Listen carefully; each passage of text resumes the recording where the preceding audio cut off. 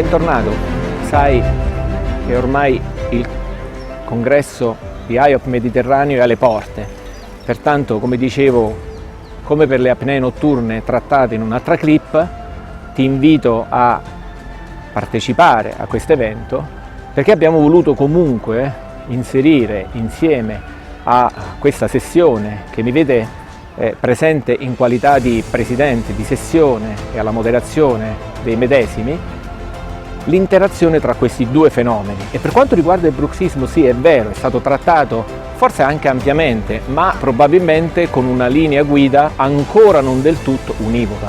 Pertanto presenteremo le nuove novità, o meglio, i relatori presenteranno le novità e le nuove linee guida su come interagire con questi pazienti, dalla diagnosi al piano di trattamento. Pertanto ricordati sempre che abbiamo riservato un ampio spazio di discussione in cui il vero protagonista sei tu.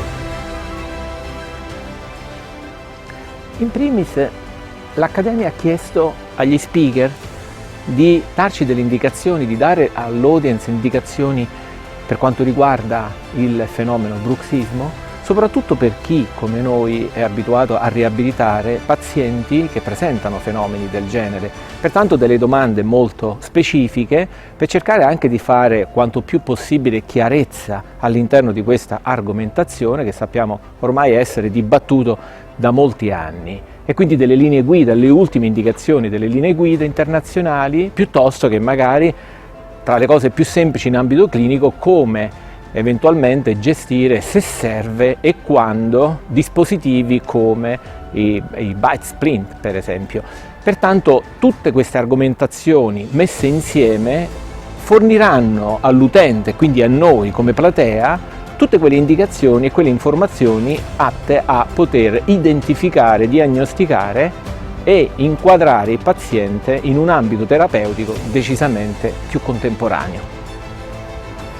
In conclusione da questa sessione, ma insieme alle altre sessioni, perché ricordiamoci che ci sono tante altre sessioni che ruotano a mo' di satelliti intorno all'intera galassia IOP, rendendolo l'evento dell'anno.